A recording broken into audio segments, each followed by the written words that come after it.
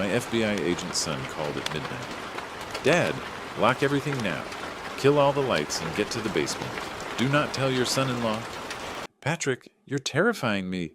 "Just do it," I obeyed. Hiding in the dark workshop, through the small basement window, I saw something that froze my blood. Before continuing, subscribe to the channel and write in the comments what time it is in your region, right now. My name is Chester Burney. I'm 67 years old, living in Philadelphia's Chestnut Hill neighborhood. Spent 38 years as a fire inspector before hanging up my badge.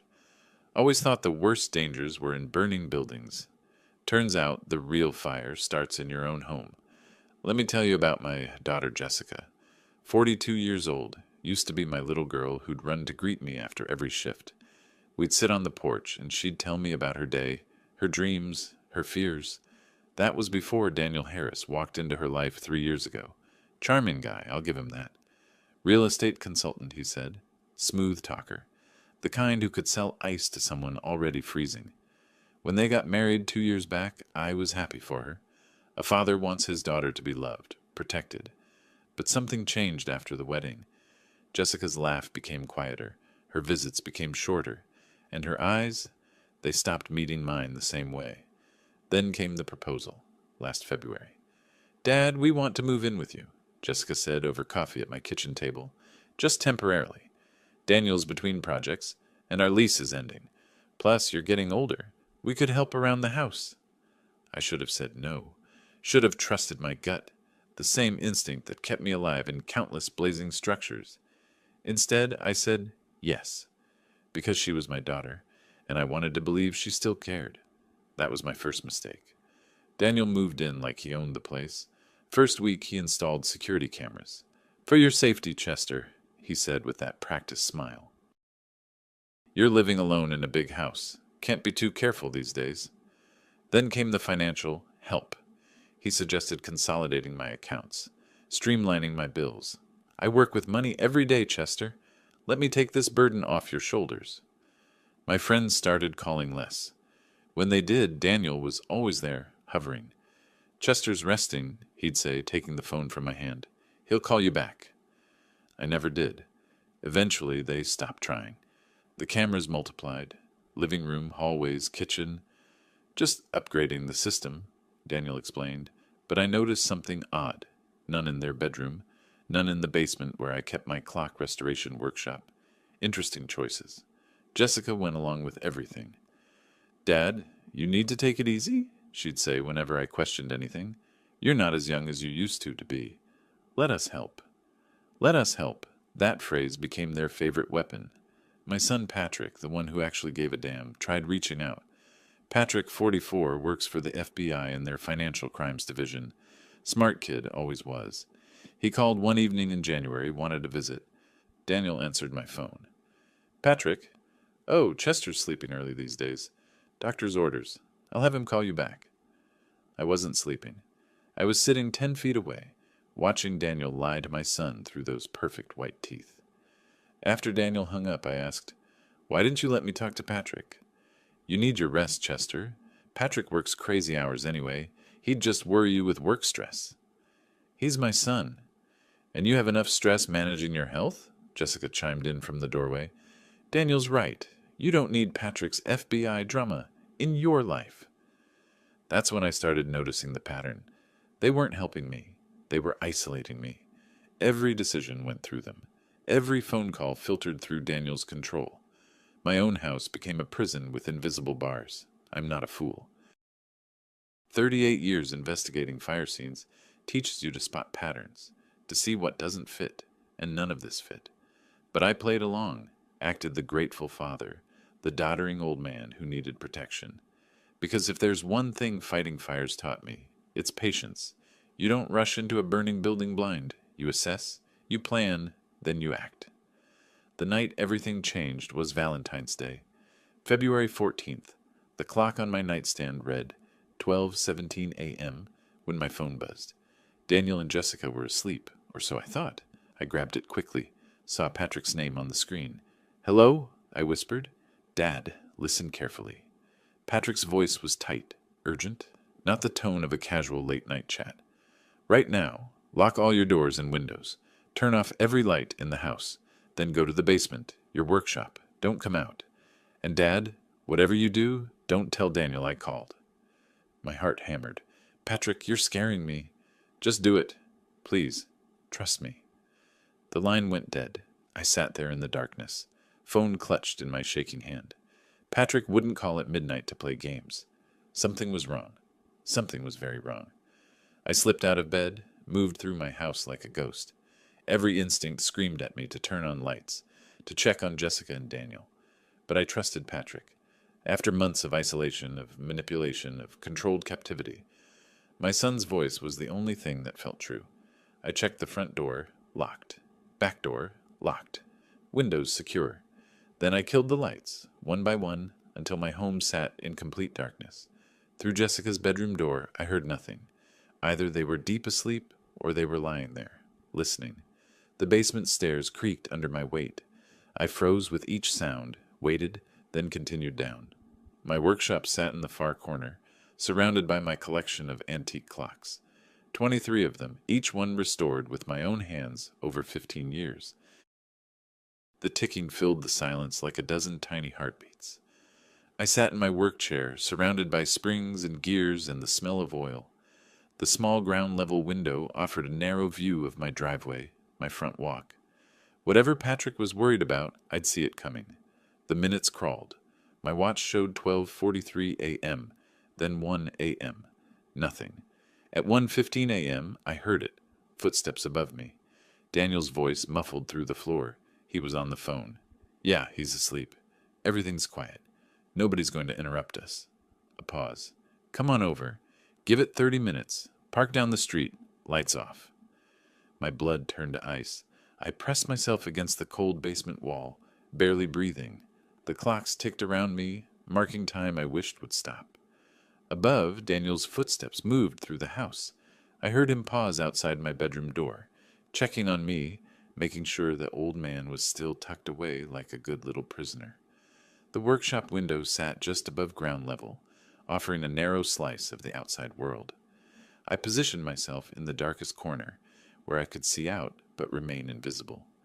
My heart pounded so hard I thought Daniel might hear it through the floorboards. I used to sit in this exact spot with Jessica when she was 8 years old. She'd perch on my workbench, legs swinging, watching me dismantle pocket watches.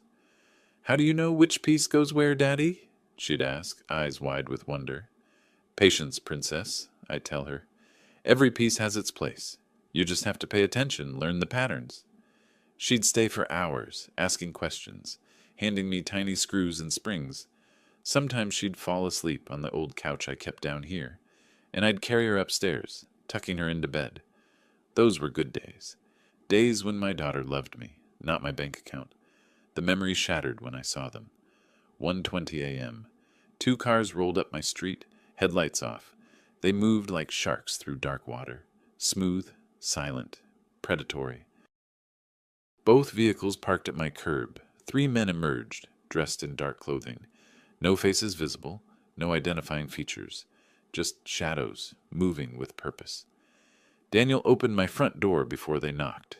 Through the narrow window, I watched them file into my home. My home, the place where I'd raised 2 children, where my wife had died peacefully in our bed, where every room held 4 decades of memories. And now these strangers walked through my door like they owned it. I couldn't hear their conversation, but I could see shadows moving across the living room window. Then they disappeared from view, heading deeper into the house, toward my study, toward my safe. My hands clenched into fists. The safe. That's what this was about. But how did Daniel know the combination? I'd never written it down, never told anyone except Jessica, last year, when she'd moved in. "Dad, what if something happens to you? What if there's an emergency and we need important documents?" So reasonable, so concerned, so convincing. I'd given her the combination. 6 numbers I'd used for 20 years. The month and day my wife and I got married. I'd handed my daughter the keys to everything, and she delivered them straight to this snake she'd married. The weight felt eternal. My legs cramped. My back ached. But I didn't move, couldn't move. Because if they knew I was awake, if they suspected I'd seen anything, I didn't know what would happen.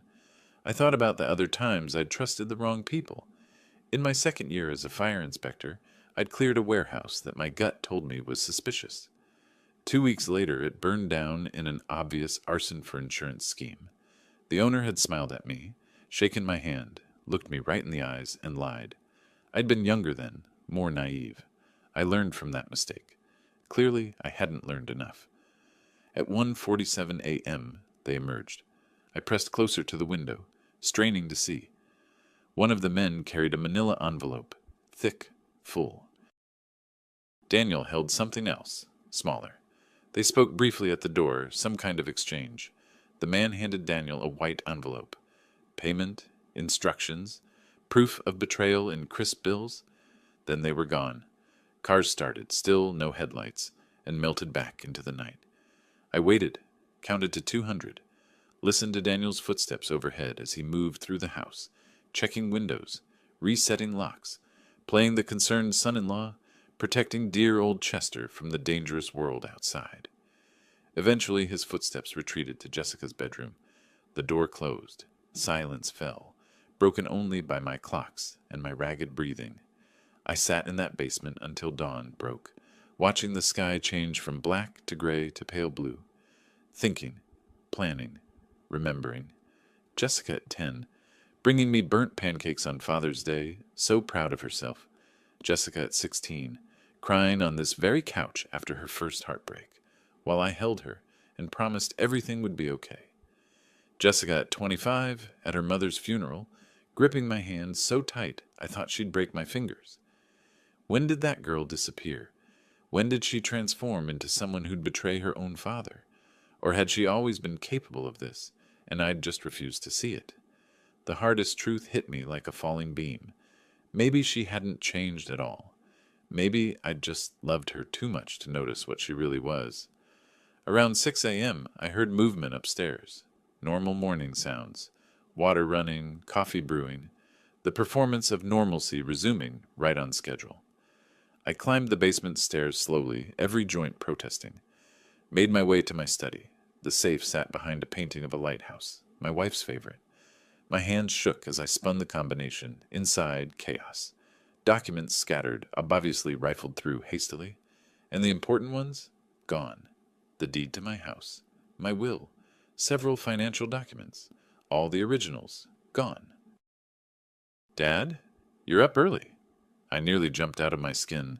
Jessica stood in the doorway wearing her bathrobe, coffee mug in hand, concerned daughter face firmly in place. Couldn't sleep, I managed. Thought I'd check on some paperwork. At 6 a.m.? She moved closer, and I instinctively closed the safe. Everything okay? Fine, just restless. You should get more rest. That phrase again.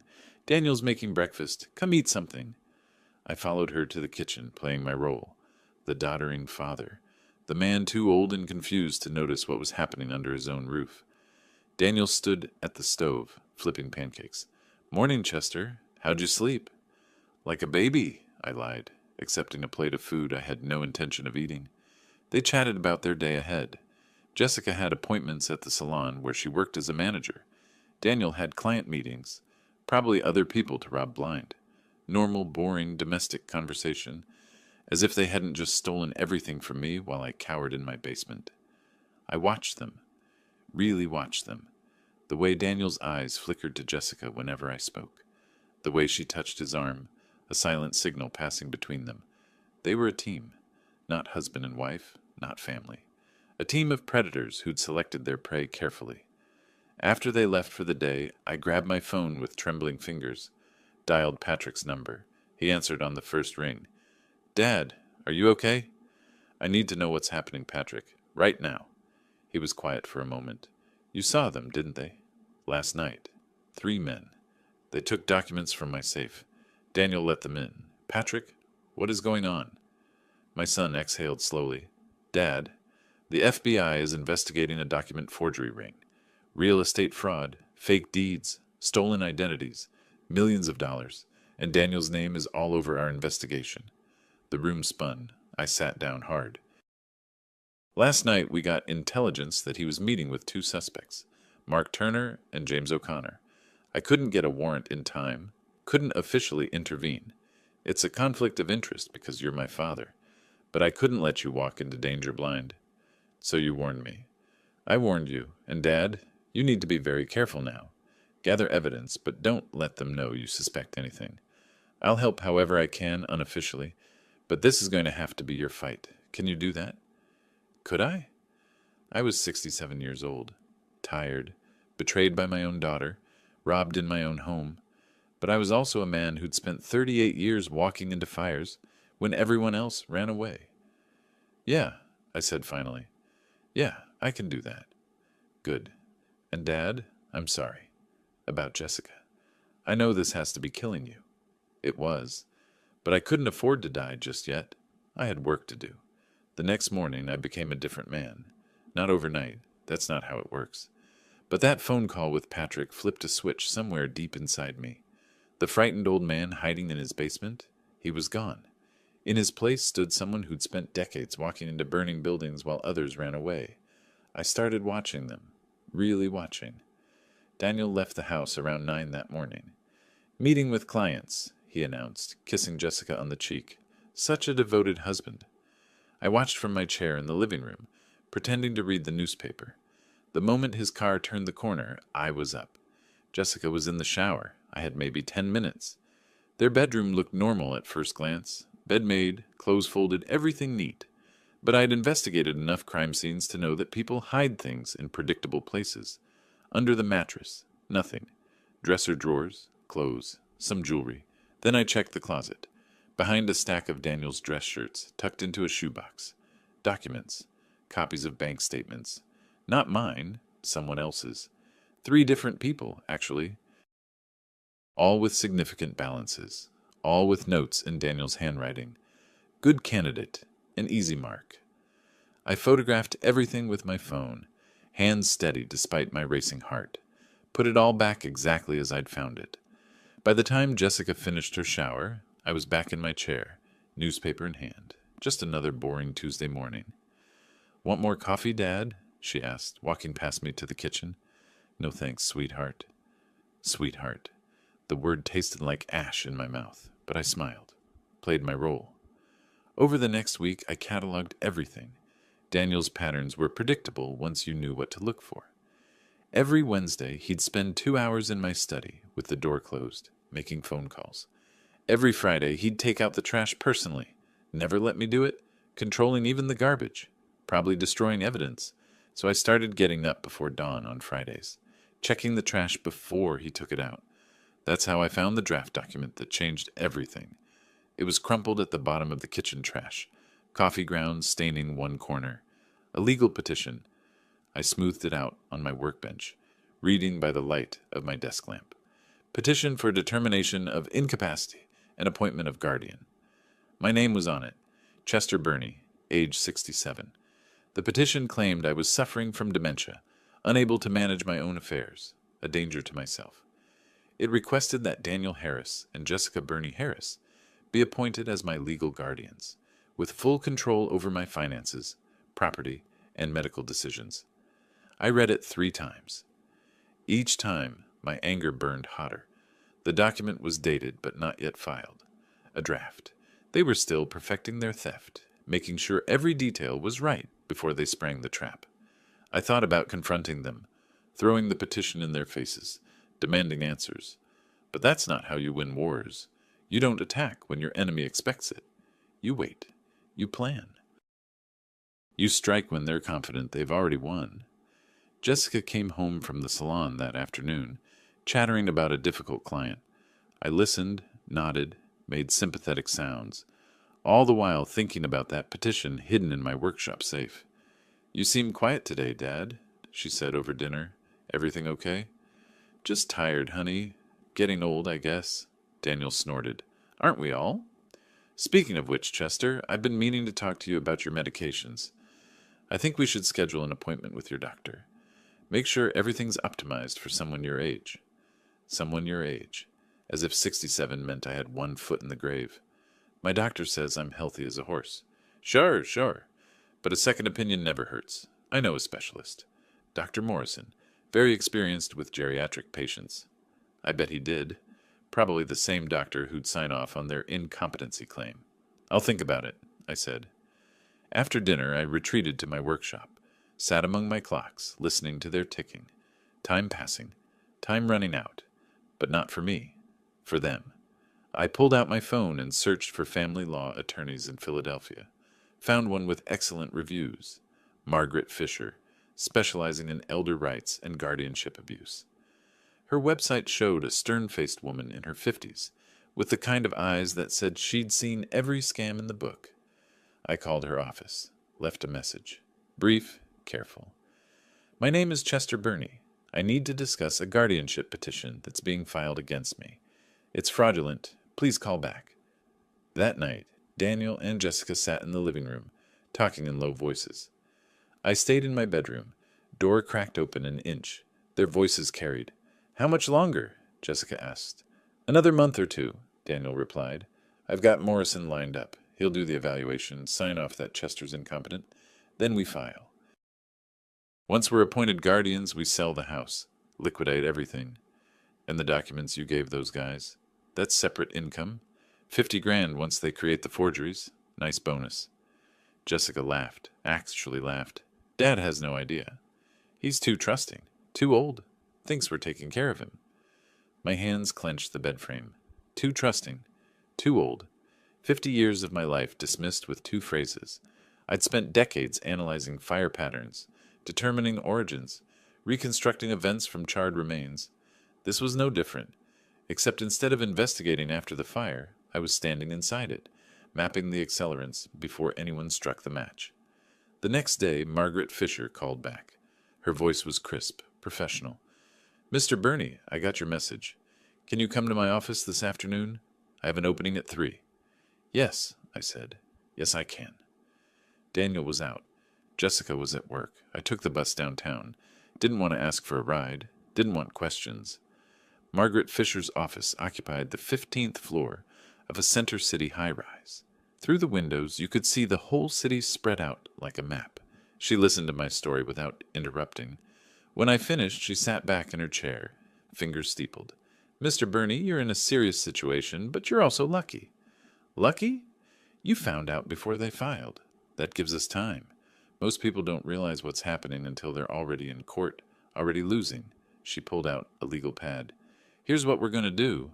First, you need an independent psychiatric evaluation, someone they can't influence or bribe. I know a good doctor, Dr. Robert Hill. He'll document that you're completely competent. Okay.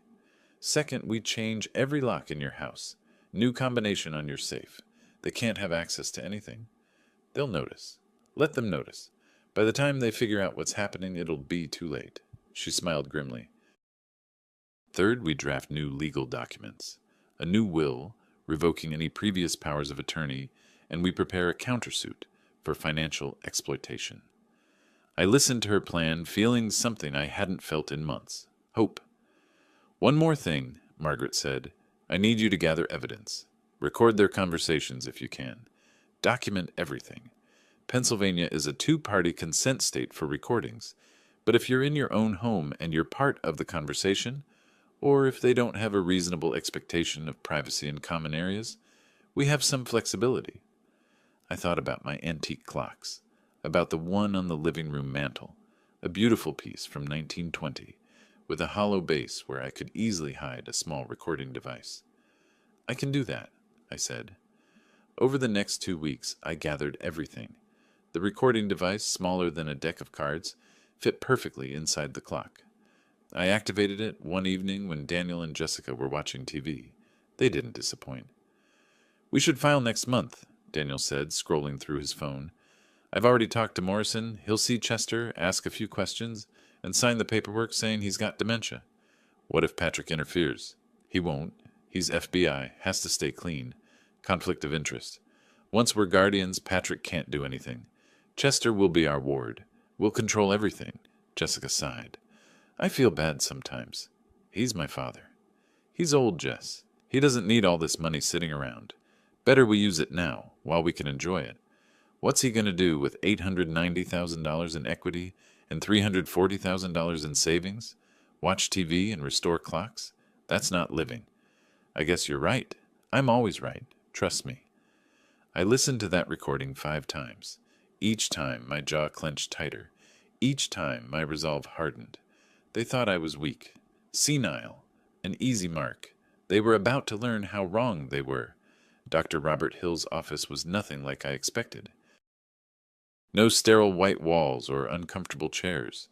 Instead, it felt like someone's study. Books lining the shelves, warm lighting, comfortable leather furniture. The kind of place where you could actually think clearly. "Mr. Burney," he said, shaking my hand, "Margaret Fisher speaks very highly of you. She says you're dealing with a difficult family situation." That's one way to put it. Over the next 2 hours, Dr. Hill put me through a battery of tests, memory exercises, problem-solving tasks, questions about my daily life, my habits, my decision-making processes. He was thorough, professional, and I could tell he actually cared about getting it right. When we finished, he leaned back in his chair. "Mr. Burney, I'm going to be blunt with you. There is absolutely nothing wrong with your cognitive function. Your memory is excellent for someone half your age. Your reasoning is sound. Your judgment is clear. If someone's trying to have you declared incompetent, they're either mistaken or they're lying." "I know which one it is." "Yes," he said quietly. "I suspect you do." He typed up his report right there, printed it, and signed it. "This should give you the ammunition you need. If they try to pursue guardianship, this evaluation will shut them down." I tucked the report into my jacket. "Thank you, Dr. Hill. Take care of yourself, Mr. Burney. And if you need anything else, another evaluation, testimony, whatever, call me." The locksmith came the next day. I'd told Daniel and Jessica I'd be out all afternoon. A lie, but they didn't question it. Instead, I waited until they left for work, then had every lock in the house changed. New deadbolts, new keys, new safe combination. The locksmith, a gruff man named Pete, worked quickly and efficiently. "Kicked out some freeloaders?" he asked as he installed the last lock. "Something like that." Smart man. Never let people take advantage, even if they're family. Especially if they're family. After he left, I walked through my house, testing each lock. For the first time in months, I felt like I owned my own home again. They could live here, sure, but they didn't control it anymore. Margaret Fisher worked fast. Within a week, she'd prepared a stack of documents 6 inches thick. New will, Jessica got exactly what Pennsylvania law required she inherit, not a penny more. Revocation of all previous powers of attorney, a living trust protecting my assets, and the piece de resistance, a preliminary injunction preventing anyone from accessing my financial accounts without my explicit in-person authorization. "We'll file this quietly," Margaret explained. "They won't know until they try something and get shut down." "What about their petition? If they file it, we'll be ready. We have Dr. Hill's evaluation, evidence of their financial exploitation, and testimony from you about their isolation tactics. Any judge will see through it immediately." I sat in her office, surrounded by legal documents that protected everything I'd built over a lifetime. It felt like putting on armor. "There's one more thing," I said. I pulled out my phone, played the recording of Daniel and Jessica discussing their plan. Margaret listened, her expression darkening. When it finished, she was quiet for a long moment. "Mr. Burney, this is evidence of fraud and financial exploitation. With your permission, I'd like to contact Adult Protective Services. They need to know about this." "Not yet," I said. "I want to see their faces when they realize what's happened, when they understand they've lost." She studied me. "You're angrier than you let on." "I'm a father whose daughter is trying to rob him blind. Wouldn't you be?" "Yes," she admitted, "but anger is dangerous. It makes us reckless." "I'm not being reckless. I'm being methodical. I spent 38 years investigating fires." "This is no different. I'm just building my case before the flames catch." 3 weeks after my midnight phone call from Patrick, I was ready. The bank had frozen all joint accounts, requiring my in-person authorization for any transactions. My new will was filed. My psychiatric evaluation was sealed and notarized. Margaret Fisher had my countersuit prepared, ready to file the moment Daniel and Jessica made their move. All I had to do was wait. They noticed the bank thing first. Jessica came home one afternoon furious. "Dad, there's something wrong with our account. The bank says they need you to come in person to authorize any withdrawals. I looked up from my newspaper. Oh, must be a security thing. Identity theft is so common these days. But I need to transfer money for the salon lease. I'll go with you tomorrow. Can't you just call them? Bank policy, I said with a shrug. Has to be in person. I didn't go with her, of course. Let her make the trip herself. Let her sit in that bank office and be told that Chester Burney had placed restrictions on all accounts, and only Chester Burney could authorize changes. Let her feel a tiny fraction of the helplessness she'd been inflicting on me. Daniel tried calling my doctor's office, trying to schedule that appointment with Dr. Morrison, but I'd already spoken to my regular physician, Dr. Chang, and explained the situation. When Daniel called, he was politely informed that any medical appointments for Mr. Burney needed to be scheduled by Mr. Burney himself. I watched the frustration build. They couldn't access my money, couldn't control my medical care, couldn't understand what was happening. One evening, I came home from my workshop to find them in the living room, arguing in hushed tones. They stopped when they saw me. Everything okay? I asked innocently. Fine, Daniel said through clenched teeth. Just fine. But it wasn't fine. I could see it in the way his jaw worked, the way Jessica's hands trembled slightly. They were losing control, and they knew it. They just didn't understand how or why. Patrick called me again late one night. Dad, how are you holding up? Better than expected. I've got a lawyer, a good one. Margaret Fisher. You know her? By reputation, she's fierce. If anyone can protect you, it's her. He paused. Dad, I need to tell you something. We're close to making arrests in the forgery case. Daniel's name is all over it. When we move, it's going to be public, loud. Are you prepared for that? Was I? My daughter's husband arrested by the FBI. The scandal. The shame. Yes, I said. I'm prepared. And Jessica, have you thought about what happens to her? I had. Late at night, lying in bed, staring at the ceiling. I'd thought about my little girl, the one who used to bring me burnt pancakes on Father's Day, the one who cried in my arms after her first heartbreak. She made her choice, I said finally. I can't save her from the consequences. I'm sorry, Dad. Me too. After we hung up, I sat in my workshop, surrounded by the ticking of my clocks. Each one I'd restored piece by piece, bringing them back to life from broken, forgotten things. Some people can be restored too, given enough time, enough care, enough patience, but some people don't want to be restored. They want to burn everything down and warm themselves on the flames. I looked at the clock on my workbench, the one containing the recording device. It had captured everything I needed. Daniel and Jessica plotting, laughing about my ignorance, planning to steal everything I'd worked for. The next morning I walked into the kitchen where they were having coffee, looked at both of them. Really looked. I'm going out this morning, I said. Lawyer's appointment. Daniel's head snapped up. Lawyer? What for? Estate planning. At my age, it's important to have everything in order. Dad, we've been meaning to talk to you about that, Jessica started. I know exactly what you've been meaning to talk to me about. I kept my voice calm even. I found your draft petition, the one where you declare me incompetent. The color drained from Jessica's face. Daniel stood up slowly. Chester, I can explain. I'm sure you can. You're very good at explaining things. Very convincing. I smiled. It probably didn't look friendly. But here's the thing. I'm not the confused old man you think I am. I'm not the easy mark you planned for. And in about 3 minutes, I'm walking out that door.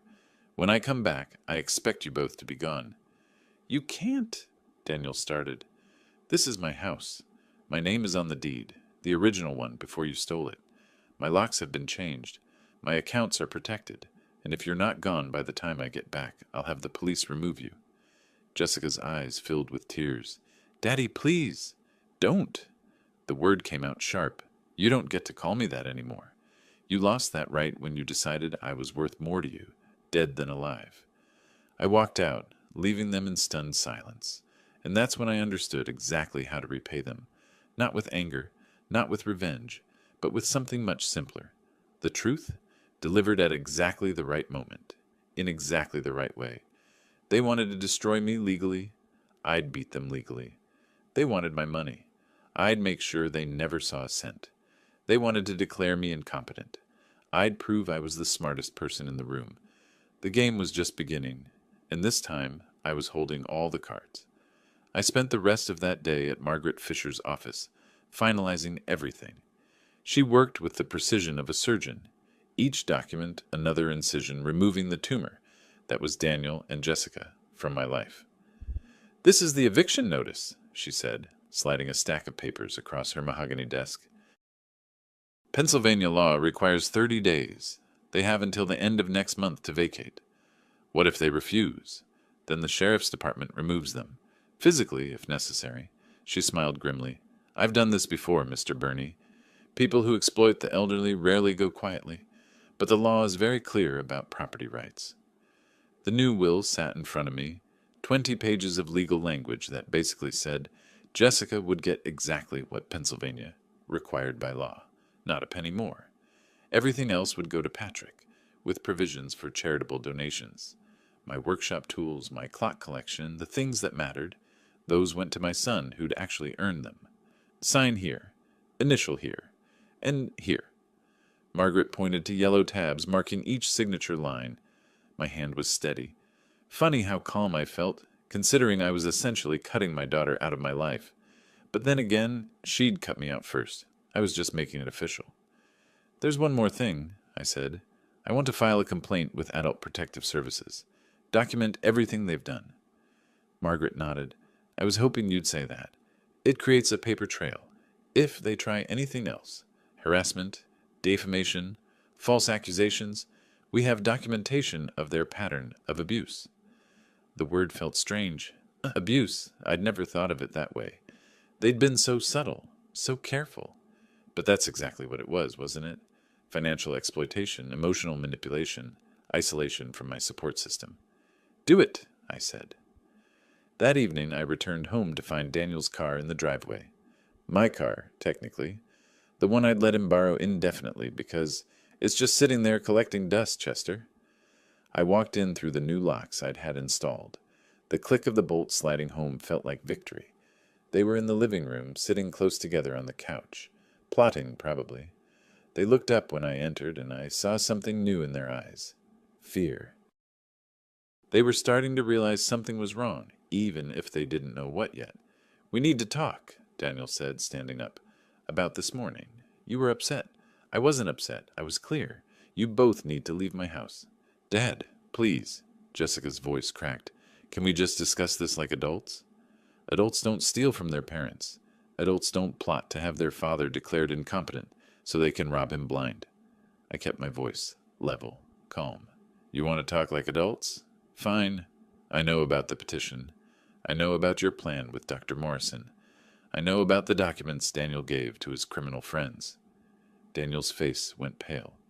"I don't know what you're talking about." "Save it. I have recordings. I have evidence.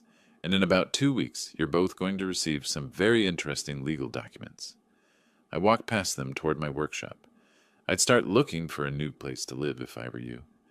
"You can't just kick us out." Daniel's voice rose. "We have rights." I turned back. "No, Daniel. You have 30 days. That's what Pennsylvania law gives you. After that, you have nothing."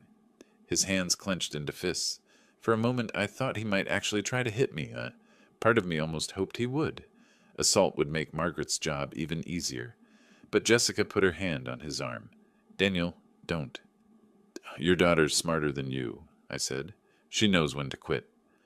I went down to my workshop, locked the door behind me, and sat among my clocks. They ticked steadily, marking time. In 30 days, this house would be mine again. Really mine.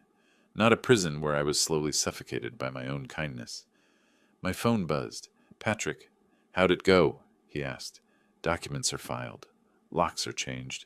They know something's wrong, but not exactly what." "Good. Dad, I need to tell you something. We're moving on Daniel soon. Maybe a week, 2 at most. The investigation's almost complete." "Will Jessica be charged?" Silence. Then, "We don't think so. She's involved in the guardianship scheme, but the document forgery is all Daniel. We can prove he stole from you, gave documents to Turner and O'Connor. Jessica's connection is more circumstantial." I wasn't sure if I felt relieved or disappointed. "So she gets away with it." Legally, maybe. But Dad, she's about to lose everything. Her husband goes to prison. She loses her home. Her father cuts her off. That's not exactly getting away with it. He was right. And somehow that felt worse than if she'd been arrested. She'd have to live with what she'd done. Watch it all fall apart, knowing she'd chosen this. Thanks, Patrick. Hey, Dad, I'm proud of you. Not many people your age would fight back like this. Your age.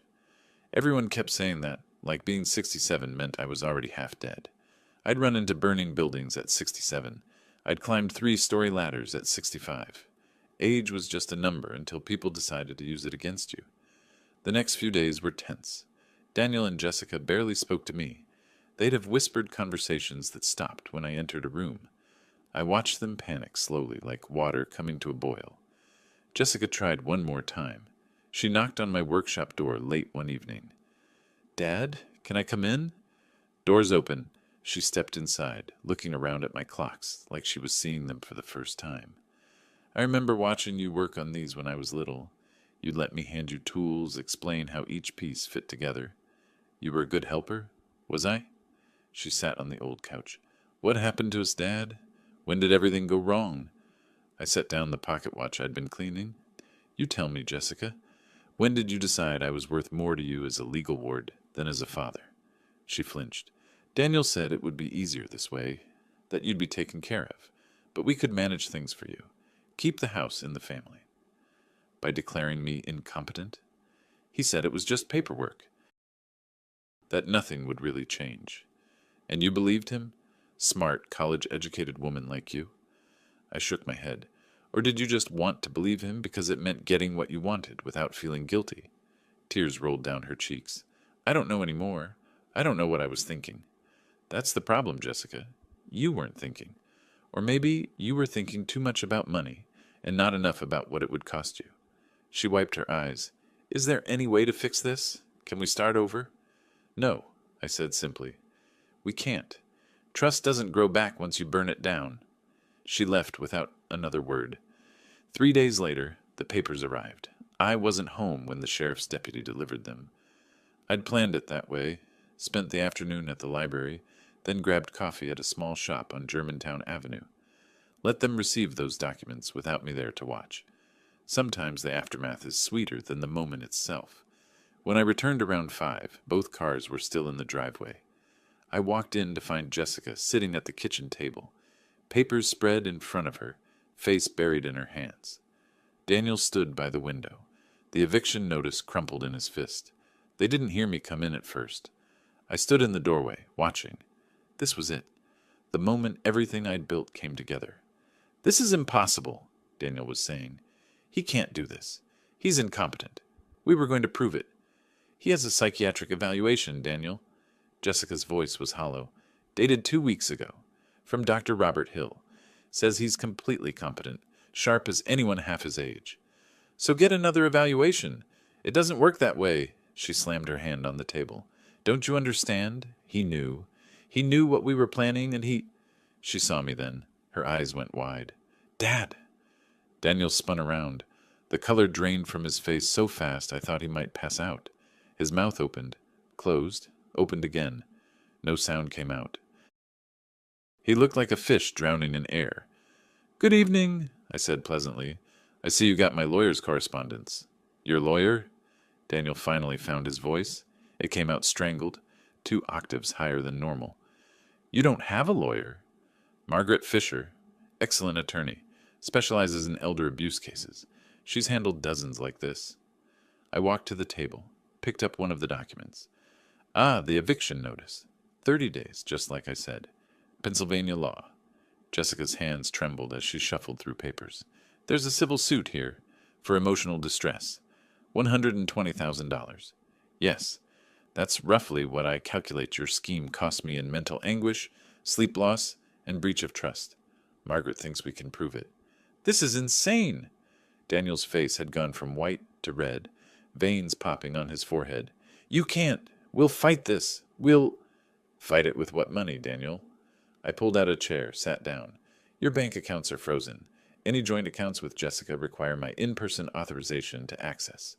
Your credit cards are maxed out. Yes, I checked. So unless you've got a few thousand hidden somewhere for a retainer, you're going to need a public defender. His hands were shaking now, actually shaking. He gripped the back of a chair to steady himself, knuckles white.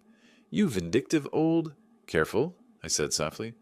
Threatening language can be added to Margaret's documentation, makes the case stronger. Jessica pushed another paper toward him. Daniel, read this one. He grabbed it, eyes scanning. I watched the exact moment he understood what he was looking at. His face went slack, all the anger draining away, replaced by pure fear. Audio recordings, I explained. You and Jessica, discussing how you'd have me declared incompetent, how Dr. Morrison would sign off on it, how you'd sell the house, liquidate my assets. All recorded, all time-stamped, all completely legal under Pennsylvania law. I paused. The recording device was in that antique clock on the mantel. Beautiful piece, isn't it? From 1920. Hollow base. Daniel's legs seemed to give out. He sat heavily in the chair across from me. You were listening? Every word. For 3 weeks. I leaned back. You know what the funny thing is? You were so careful about those cameras you installed. Made sure you could watch me, but you never thought I might be watching you too. Jessica was crying now, silent tears streaming down her face. Her shoulders shook. She looked younger suddenly, like the girl who used to help me in my workshop. But that girl was gone. This woman had chosen to betray me, and now she was learning what that choice cost. Dad, I'm so sorry. Stop. I held up my hand. You're not sorry you did it. You're sorry you got caught. There's a difference. Daniel tried one more time. Chester, listen. We can work this out. We'll drop everything, forget the guardianship petition. Oh, you'll drop it all right? Because I already filed my response with the court. Dr. Hill's evaluation, sworn testimony about your isolation tactics, evidence of financial exploitation, and those recordings. If you actually file that petition now, you'll be laughed out of court. Worse, you'll give me more ammunition for the civil suit. We'll move out, Jessica said desperately. Today. Right now. Just drop the lawsuit, please. No. The word came out hard. You get 30 days because that's what the law requires, and the lawsuit stands. You wanted to steal everything from me. Now you'll pay for trying? Daniel stood up so fast his chair fell backward. This isn't over, old man. You think you're so smart, but you have no idea who you're... Careful, Daniel. I stayed seated, calm. Because there's one more thing you should know. My son Patrick, the one you worked so hard to keep away from me, he's FBI, works in financial crimes. And it turns out he's very interested in your real estate consulting business. Something about forged documents. The color vanished from his face again. This time his legs actually buckled. He caught himself on the table, breathing hard. That's right. Those men who visited the night of February 14th, Mark Turner and James O'Connor, the FBI knows all about them, and they know about what you gave them. Stolen property documents from my safe. Federal offense, Daniel. Grand theft, conspiracy to commit fraud, and about 6 other charges I can't remember. Jessica looked at Daniel, real fear blooming in her eyes. What is he talking about? What documents? Who are Turner and O'Connor? Daniel's mouth worked, but nothing came out. Your husband runs a document forgery ring, I said flatly. He's been stealing deed originals, having them forged, selling them to criminals who use them to steal people's homes. My documents were supposed to be part of that. Unfortunately for him, Patrick had the house under surveillance that night. You're lying, Jessica whispered, but she was looking at Daniel, searching his face. Tell him he's lying, Daniel. Daniel said nothing. He just stood there, swaying slightly, looking like a man watching his whole world collapse. Get out, I said quietly. Both of you. Go to your room, pack what you need for tonight, and get out of my sight. You can come back for the rest later, during daylight hours when I'm not home. You said we had 30 days, Daniel started. That's legally. What I'm telling you now is practically, get out. They went. Upstairs, moving like zombies, shell-shocked and broken. I heard drawers opening, closets sliding, the sounds of rapid packing. 30 minutes later, they came down with suitcases, not looking at me. At the door, Jessica turned back one last time. Dad! Go, Jessica. She did. I locked the door behind them. New locks, new keys, new life, stood in the sudden silence of my house. My house. Not a prison anymore, not a trap, just a house, waiting for me to decide what came next. The clocks in my workshop chimed 6 o'clock. Right on time. Everything was right, on time. I called Patrick. "They know," I said. "Everything." "How'd they take it?" I thought about Daniel's face, that progression from shock to fear to absolute despair. About Jessica's tears, her trembling hands, the way she'd looked at her husband with dawning horror. "About as well as you'd expect," I said. "When are you moving on, Daniel?" "Soon, maybe a week. We need to coordinate with local police, get everything lined up." "He'll run." "Let him try. We're watching him. Has been since that night in February." After we hung up, I went down to my workshop, sat in my chair, surrounded by the steady ticking of my clocks. Each one I'd restored from broken pieces, brought back to life through patience and care. Some things could be restored. Others just needed to be thrown away. I picked up my current project, a pocket watch from 1895. Beautiful piece, but the spring had snapped. I had a replacement ordered due to arrive any day now. Fix what could be fixed. Replace what couldn't. Move forward. It was the only way to survive. The courtroom smelled like old wood and nervous sweat. I'd been in courthouses before, testifying as a fire inspector, but never as the defendant in someone's scheme to rob me of my independence. The hearing was set for a Thursday morning, 2 weeks after I'd kicked them out. Margaret Fisher sat beside me at the defense table, crisp and professional in her navy suit. Across the aisle, Daniel and Jessica huddled with their public defender, a young man who looked fresh out of law school and way over his head. Judge Sandra Morrison, no relation to the corrupt Dr. Morrison, who was supposed to certify me incompetent, presided over the proceedings. She was in her 60s, silver-haired, with the kind of sharp eyes that missed nothing. "This is a petition for determination of incapacity," she began, reading from the file.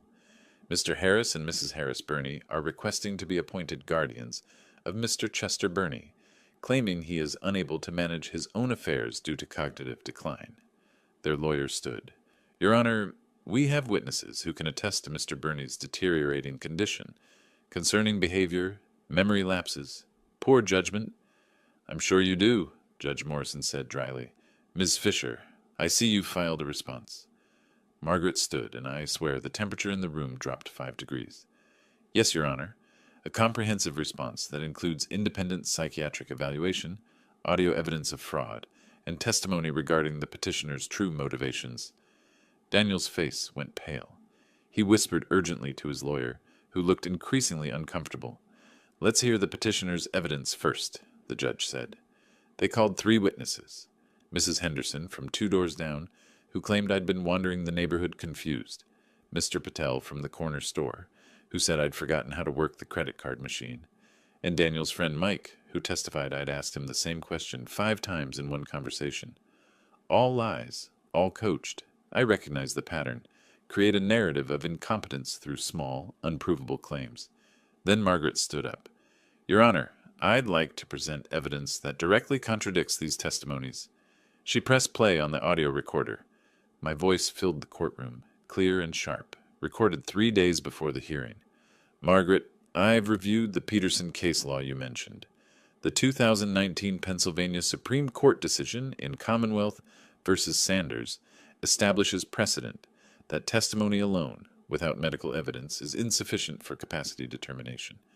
I suggest we cite that in our brief." Margaret's voice responded, "Excellent catch, Mr. Burney.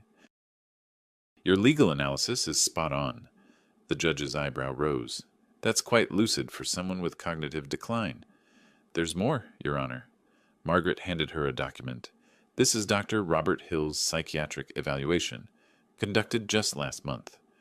Dr. Hill is one of Pennsylvania's leading geriatric psychiatrists. His conclusion: Mr. Burney demonstrates complete cognitive competence, with memory and reasoning abilities in the superior range for his age group." Jessica's lawyer tried to object.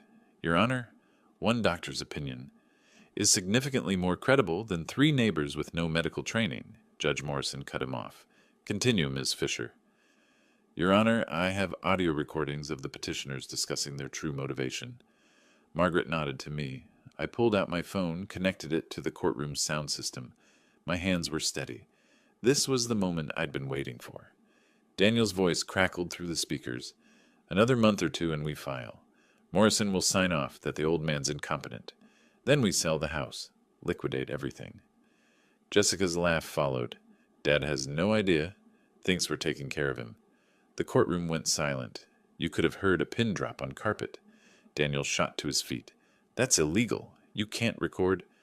Actually, Margaret said calmly, Pennsylvania is a two-party consent state, but with an exception. When recorded in one's own home, in common areas where there's no reasonable expectation of privacy, it's perfectly legal. Mr. Burney was in his own living room. The recording device was in his own clock. Everything is admissible. The judge looked at Daniel and Jessica like they were something she'd scraped off her shoe. Is there anything else, Ms. Fisher? Yes, Your Honor. I'd like to call a witness. Special Agent Patrick Burney of the Federal Bureau of Investigation. The courtroom doors opened. Patrick walked in wearing his FBI credentials and a dark suit. He looked every inch the federal agent he was. I felt a surge of pride watching my son stride to the witness stand. After being sworn in, Margaret asked him directly, Agent Burney, can you explain your relationship to this case? Chester Burney is my father, Patrick said clearly, and Daniel Harris is a subject in an ongoing FBI investigation into a real estate document forgery ring. The public defender jumped up. Objection! This is beyond the scope. Overruled, Judge Morrison said sharply. I want to hear this. Continue, Agent Burney. Patrick pulled out a folder. On the night of February 14th of this year, Daniel Harris met with two suspects in our investigation, Mark Turner and James O'Connor. During this meeting, which took place at my father's residence, Mr. Harris provided them with original property documents stolen from my father's safe. These documents were intended for use in creating forged deeds. I watched Daniel's face cycle through emotions. Shock, fear, rage, then something like resignation. He knew it was over. Jessica just stared at Patrick, mouth open, probably only now understanding exactly what her husband had been doing. Your Honor, Patrick continued, Mr. Harris is currently under federal investigation for conspiracy to commit fraud, grand theft, and participation in a criminal enterprise spanning 3 states. The guardianship petition appears to be part of a scheme to gain control of my father's assets, while simultaneously stealing his identity documents for criminal use. Judge Morrison set down her pen. Mr. Harris, do you have anything to say? Daniel's lawyer whispered urgently in his ear, but Daniel just shook his head, defeated. In that case, the judge said, this petition is denied. Furthermore, I'm ordering a copy of today's transcript to be provided to the district attorney's office and to the FBI. Mr. Harris, I strongly suggest you retain criminal counsel immediately. She looked at Jessica. Mrs. Harris Burney, you may want to consider your own legal position very carefully. She banged her gavel. This hearing is adjourned. I stood up slowly, letting the moment sink in. Margaret shook my hand, smiling. Patrick walked over and I pulled him into a hug. Thanks, son. You did the hard part, Dad. I just told the truth. Behind us, Daniel and Jessica were having a heated, whispered argument. I caught fragments. You said it was just paperwork, federal investigation. You lied to me. I turned to look at them one last time. Daniel met my eyes, and I saw something I'd never expected. Fear. Real, genuine fear. Good. They left through the back exit, probably to avoid reporters. Margaret gathered her files. What happens now? I asked. Now? You go home. Live your life. Let the FBI handle Daniel, and let the civil suit work its way through the system. She smiled. You won, Mr. Burney. Completely and totally. But as I walked out of that courthouse into the bright spring sunshine, I knew the real battle was just beginning. 2 weeks later, they came for Daniel at dawn. I wasn't there to see it. Patrick told me about it later, but I imagined it clearly. The unmarked cars pulling up, FBI agents in windbreakers, the knock on the door at the cheap motel where Daniel had been staying since I kicked them out. Daniel Harris, you're under arrest for conspiracy to commit fraud, grand theft, and participation in a criminal enterprise. The bail hearing happened that afternoon. Patrick called me from the courthouse. Bail set at $250,000, he said. He can't make it. He'll stay in custody until trial. And Jessica? Not charged. Yet. We don't have enough evidence that she knew about the forgery ring. The guardianship scheme is a civil matter, not criminal. I sat in my workshop, phone pressed to my ear, surrounded by the ticking of my clocks. Part of me felt relief that Jessica wasn't facing federal charges. Part of me felt something darker, disappointment that she'd get away with trying to rob me. She's still facing the civil suit, Patrick reminded me. That's not nothing. True, the $120,000 lawsuit for financial exploitation and emotional distress was moving forward. Margaret said we had a strong case. The next day, Jessica showed up at my door. I saw her through the window, standing on my porch, looking small and lost. She'd aged 10 years in 2 weeks. Dark circles under her eyes. Clothes that didn't quite fit right, probably borrowed from whatever friend was letting her crash on their couch. I almost didn't answer. Almost let her stand there until she gave up and left. But I opened the door. "Dad," she said, voice cracking. "Please, I need to talk to you." "About what? How you tried to have me declared incompetent? How you planned to steal my house? Or maybe about how your husband is a federal criminal and you helped him?" Tears spilled down her cheeks. "I didn't know about the forgery. I swear I didn't know." "But you knew about the guardianship plan. You laughed about it. I heard you." I know. She wrapped her arms around herself. "Dad, I'm so sorry. I was stupid and greedy, and I let Daniel manipulate me into thinking—" She stopped, wiped her eyes. "Can I come in? Please?" Every instinct screamed, "Send her away." She made her choice. But she was still my daughter, and despite everything, I needed to hear what she had to say. I stepped aside. She walked in slowly, looking around like she'd never seen the place before. We sat in the living room, her on the couch, me in my chair, the same positions we'd sat in 1,000 times before everything went wrong. "Daniel's lawyer says he's going to prison," she said quietly. "Federal charges. They're talking about 15 to 20 years. "Good," she flinched. "Dad." "What did you expect me to say, Jessica? That I feel sorry for him? He tried to steal everything from me. He used my own daughter to do it. And he's a criminal who's been stealing from other families, too. He deserves whatever he gets." "I know. You're right." She twisted her wedding ring. "I'm filing for divorce. My lawyer says it'll protect me from his debts, from the restitution he'll owe." "Smart. At least you're thinking about self-preservation now." The bitterness in my voice made her wince. Good. She should feel it. "I need to ask you something," she said. "The lawsuit. The $120,000. Dad, I don't have that kind of money. I can barely afford rent. If you win, and Margaret says you will, it'll bankrupt me." "Yes," I said simply. "It will. So that's it. You're going to destroy me completely?" I leaned forward. "You tried to destroy me first. You laughed about it. You called me the old man like I was already dead. You planned to take everything, my home, my money, my independence, my dignity. And you smiled while you did it. I was wrong. You were worse than wrong. You were cruel. You were my daughter, Jessica. I loved you. I trusted you. And you betrayed me in the worst possible way." She sobbed openly now. "Is there anything I can do? Any way to make this right?" I thought about it. Really thought about it. Could she make it right? Could there be forgiveness, redemption, a way back? "Get a job," I said finally. "Work hard. Pay your debts. To me and to yourself. Maybe, in 10 years, 20 years, when you've proven you can be trusted again, we can talk. But right now, no.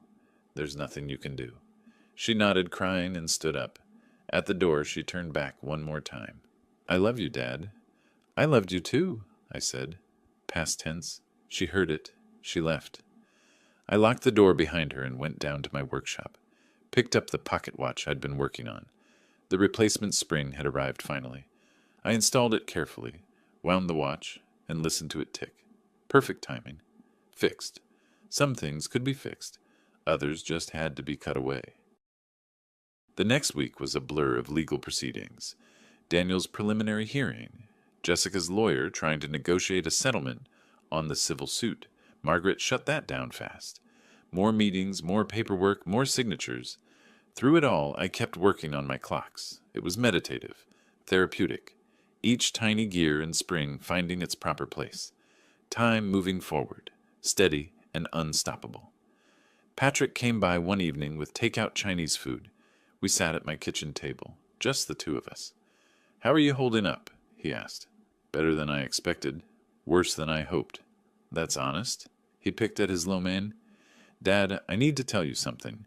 The FBI investigation is bigger than we thought. 23 victims across 3 states. Total losses over $4.2 million. Daniel's looking at serious prison time." "Good."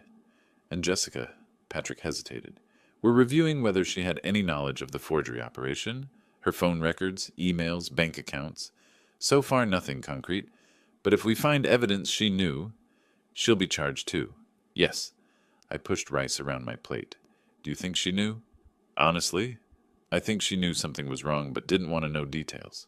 Willful ignorance. Maybe not criminal, but definitely cowardly." That sounded right. That sounded like the Jessica I'd seen these past months, turning away from uncomfortable truths, letting Daniel handle things, pretending everything was fine as long as she got what she wanted. "Whatever happens to her," I said, "she chose it. She chose Daniel. She chose greed. She chose betrayal. These are just consequences." Patrick nodded. "You're stronger than most people, Dad. Most people in your position would have given up, let it happen, become what they said you were." "Maybe. But I spent 38 years walking into fires. You don't survive that by giving up." We finished dinner. Patrick helped me clean up, then headed home to his own family. I stood at the sink, washing dishes, looking out the window at my yard. My house, my life, still mine. The clocks in my workshop chimed 9. I went downstairs, turned on my desk lamp, and got back to work. I had a beautiful 1895 pocket watch that needed its case polished. After that, a mantel clock from the 1920s that needed a new escapement. Time kept moving. I kept moving with it. And somewhere out there, Daniel sat in a cell, finally understanding what it meant to have everything taken away. Justice, I thought, watching the clock hands sweep forward, is just another word for consequences catching up. Summer passed like a slow burn. The FBI's case against Daniel expanded with each passing week. 23 victims, forged deeds across Pennsylvania, New Jersey, and Delaware. Families who'd lost their homes to criminals using fake documents. Elderly people like me who'd been targeted, isolated, robbed. Patrick kept me updated. The prosecutors pushing for maximum sentencing. They want to send a message. "Good," I said. We were having lunch at a diner near his office. "How many messages do you think it'll take before people stop preying on the elderly?" "Not enough." He pushed his sandwich around his plate. "But it's a start." The civil suit moved forward too. Margaret had built an airtight case. Audio recordings, bank records, testimony from Dr. Hill, documentation of their isolation tactics. Daniel's public defender tried to negotiate a settlement, but Margaret shut that down immediately. "They wanted everything from you," she told me. "They don't get to negotiate now." I liked her style. Then, on a humid afternoon in late summer, my doorbell rang. I opened it to find Jessica standing there, and I barely recognized her. She'd aged a decade in 4 months, gray streaks in her hair that hadn't been there before, clothes that hung loose on a frame that had lost weight, dark circles under eyes that couldn't quite meet mine. She looked like she'd been hollowed out from the inside. "Dad," she said. Her voice was smaller than I'd ever heard it. "Can we talk?" I should have said no, should have closed the door, protected myself from whatever manipulation she'd prepared. But curiosity won out. I wanted to see if there was any genuine remorse in her, or if this was just another performance. I stepped aside. She walked in slowly, looking around at the house like she was visiting the museum of her former life. We sat in the living room. I didn't offer coffee. "I've been going to therapy," she said finally. 3 times a week. My therapist says I need to take accountability." That's what therapists usually say. She flinched at my tone. "I know you hate me. I deserve that. But I need to say this, whether you believe me or not." She took a shaky breath. "I was wrong. About everything. I let Daniel manipulate me into thinking you were a burden. that we deserved your money, that the guardianship was somehow for your own good. You laughed about it. I know.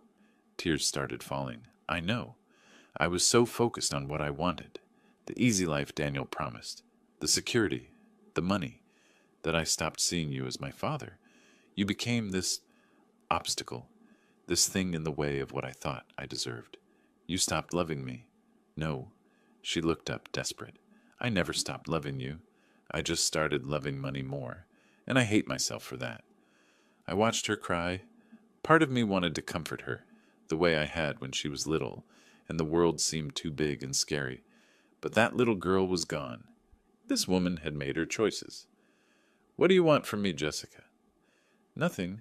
I don't expect forgiveness. I don't expect you to drop the lawsuit or let me back into your life. I needed you to know that I understand what I did, how much I hurt you, and I'm sorry. Silence filled the room. My clocks ticked in the workshop below, marking seconds that felt like hours. Sorry doesn't undo it, I said finally. It doesn't give me back the year I spent being isolated and manipulated. It doesn't erase the recordings of you laughing about robbing me.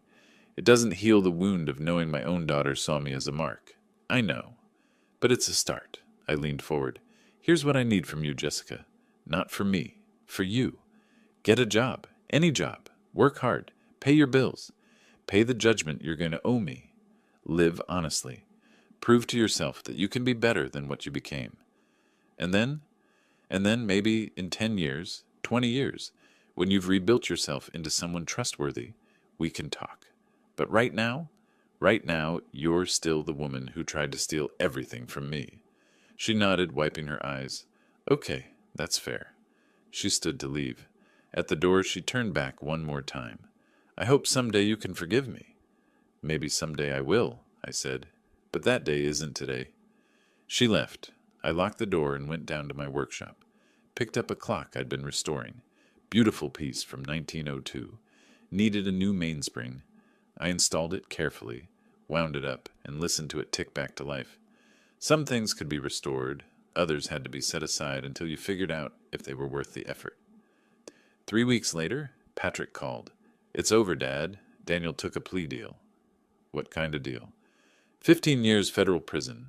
No chance of parole until he serves at least 12 and a half, plus restitution to all victims. Your $890,000 is part of that. I sat down. 15 years. Daniel was 38 now.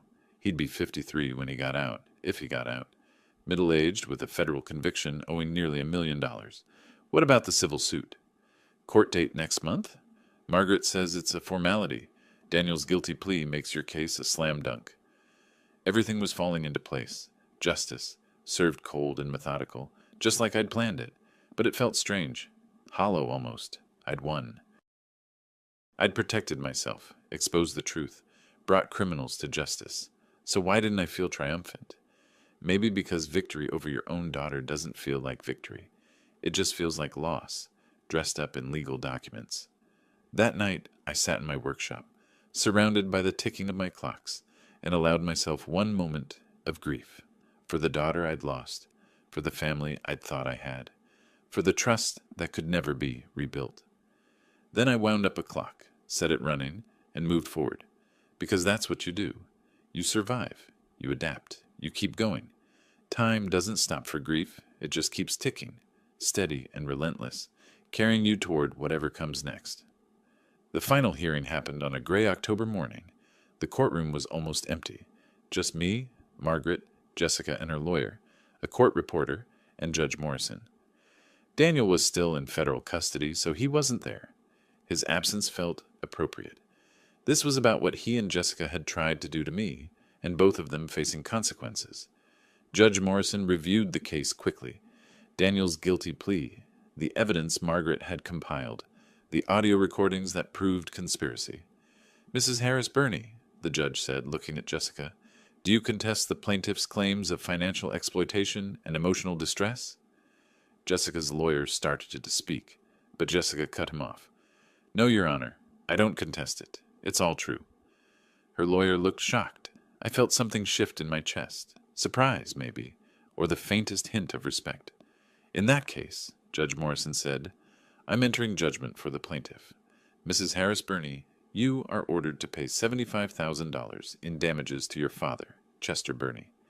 Given your current financial situation, the court will allow payment in installments of $625 per month over 10 years.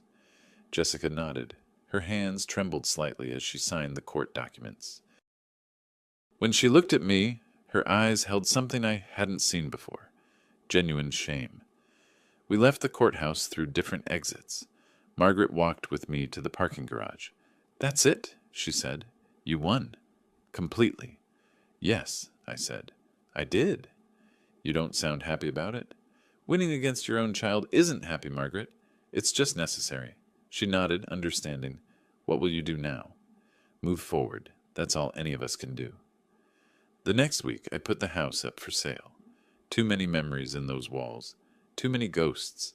A young family bought it. Husband, wife, 2 kids, a dog. They were excited, full of plans. The husband shook my hand at closing. "We'll take good care of it," he promised. "I know you will." I found a nice 2-bedroom apartment in a quieter neighborhood, closer to Patrick's place with a parking garage and good security. The second bedroom became my new workshop, smaller than the old one, but big enough for my clocks and my workbench. Patrick helped me move. We hauled boxes of clock parts, tools, furniture, my collection of 23 restored clocks, each one carefully wrapped and transported. After we finished, we sat on my new balcony, drinking coffee and looking out over the city. "You okay, Dad?" "Yeah, I am." And surprisingly, it was true. You know what the hardest part is? I still love her. Jessica. She's still my daughter, even after everything. Of course you do. She's family. But love doesn't mean letting someone destroy you. That's what I learned. You can love someone and still protect yourself from them. That's wisdom right there. We sat in comfortable silence, watching the sun set over Philadelphia. Life settled into a new rhythm. I worked on my clocks, restored a beautiful pocket watch from 1887, fixed a mantel clock that someone had given up on, started volunteering at a senior center, teaching clock repair to other retirees who needed a hobby. About 2 months after the final hearing, I received a postcard. No return address, but I recognized Jessica's handwriting. Working as a hotel receptionist, in therapy, making payments, one day at a time. J. I put it on my refrigerator. Not forgiveness, exactly, but acknowledgement that she was trying. More postcards came over the following weeks. Brief updates. Got a promotion, assistant manager now. Paid this month's installment early. Therapist says I'm making progress. I didn't respond. Wasn't ready for that. But I kept the postcards. Put them in a small box in my workshop, along with a photo of Jessica from when she was 10, helping me fix a clock, smiling like she had no cares in the world. Maybe someday we'd talk again. Maybe not. Time would tell. Patrick visited often, sometimes bringing his wife and kids. My grandchildren would sit in my workshop, watching me work, asking questions the way Jessica once had. The cycle continuing, hopefully with better results. One evening I finished restoring a particularly challenging piece, an 1895 railroad watch that had been in terrible condition. I wound it up, and it ticked perfectly, keeping time with absolute precision. I held it up to the light, watching the gears turn through the transparent back. Every piece in its proper place, every movement exact, perfect order restored from chaos. That's what I'd done with my life, I realized. Taken it apart when it was broken, examined each piece, fixed what could be fixed, replaced what couldn't, and put it back together, stronger than before. I was 67 years old. I'd survived 38 years of running into fires, a year of being manipulated and controlled, and a months-long legal battle. I'd lost my daughter, at least for now, but I'd kept my independence, my home, my dignity, and my sanity. Most importantly, I'd kept control of my own life. My clocks ticked around me, 23 different voices marking time in perfect harmony. Each one I'd restored with my own hands.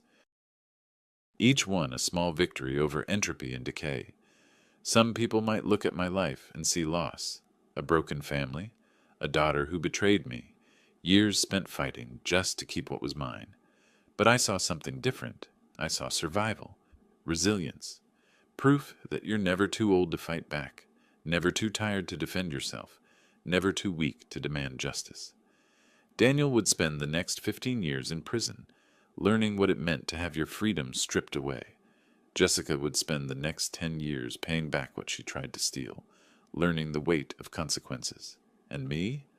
I'd spend however much time I had left doing what I'd always done, fixing broken things, keeping time, and moving forward.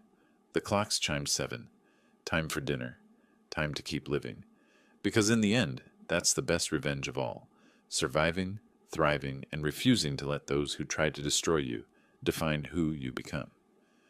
I wound my favorite clock, the 1920 mantelpiece that had hidden my recording device, and smiled at the irony. The same clock that had captured their conspiracy now sat on my new mantel, ticking away peacefully in a home they'd never control. Time marches on, and so do I. If you liked this story, please like this video, subscribe to the channel, and share your impressions of this story in the comments. To listen to the next story, click on the box on the left. Thank you for watching.